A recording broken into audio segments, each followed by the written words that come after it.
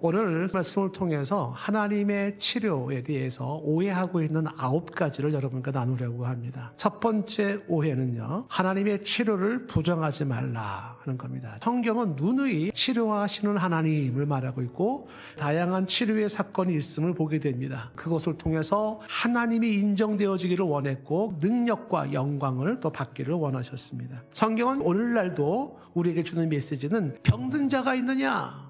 기도해라 해요. 하나님은 지금도 병을 치료하시기 때문에 그래요. 두 번째, 병원의 의술도 거부하지 말라. 하나님께서 병원을 허락하시고 의사를 허락하시고 약을 허락하신 겁니다. 하나님은 의사나 병원과 약을 통해서도 치료하시는 분이시기 때문에 그 병원의 의술, 그걸 거부하지 마십시오. 세 번째, 그렇다고 병원이나 약을 과신하지도 말라. 수술은 의사가 하지만 결국 치료는 하나님이 하시는 거예요. 새로운 의술 개발을 하지 말라는 뜻도 아닙니다. 현재 모든 의학적 자료들, 지식을 활용해라. 근데 이것이 하나님과의 깊은 관계 속에서, 하나님과의 은혜 속에서 그 약들이 치료되어질 때 그 효과는 놀랍다라는 거예요. 모든 질병의 원인은 생각보다 복잡해요. 그런데 그 질병의 원인을 치료하지 못한다면 치료는 근본적으로 안 된다는 사실입니다. 성경을 했을 때 죄로 인하여 주어지는 질병이 있어요. 그 죄 문제를 해결해야 됩니다. 근본적인 문제를 치료하지 않고는 온전한 치료가 되지 못한다. 그래서 네 번째는 모든 질병이 죄의 결과는 아니지만 많은 질병이 죄의 결과입니다. 그런데 모든 질병이 다 죄 때문이냐라고 할 때 그렇지 또 않다는 겁니다. 죄로 인해 생기는 병도 있지만 그 죄와 상관이 없는 병은 하나님이 그것을 통해서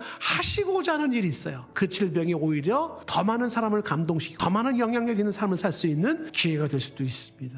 다섯 번째, 하나님은 모든 병을 다 치료하지 않으신다. 하나님이 할 수 없어 못 고치는 게 아니라 하나님께서 하지 않음으로 치료하지 않는 게 있습니다. 왜 치료하지 않을까? 거기에는 귀한 사실이 담겨져 있습니다. 사도 바울도 하나님이 고쳐주지 않는 그 병을 가지고 살아가는데 이때 사도 바울이 굉장한 비밀을 발견했어요. 그것은 내가 약할 때, 내가 무력할 때, 그때 하나님 앞에 무릎 꿇지 않으면 안 되고, 내 힘으로 할 수 없는 인생의 이 아픔 때문에 오늘도 하나님 도와주셔야 돼요. 내가 약할 때 강해진다는 이 놀라운 비밀은 그 몸의 병, 그 몸의 가시로 인해서 알게 된 거예요. 하나님이 그 병을 치료하지 않은 것은 복이었어요. 인격적으로 겸손할 줄 알고 하나님의 능력을 얻으며 그 능력으로 살아가는 방법을 알았기 때문인 거죠. 여섯 번째는 병을 낫게 하시는 분은 그리스도이지 사람이 아닙니다. 병은 어느 신령한 사람이 낫게 하는 것이 아닙니다. 예수 그리스도께서 치료하십니다. 그러니 예수 그리스도께 나가고 예수 그리스도를 붙잡는 게 바람직한 거예요. 일곱 번째로 하나님의 치유는 즉석에서 일어나기도 하고 서서히 일어나기도 한다는 사실이에요. 여덟 번째, 육적인 치료보다 영적인 치료가 우선된다. 성경을 보면 예수님 치료하실 때도 궁극적으로 육적인 치료를 통하여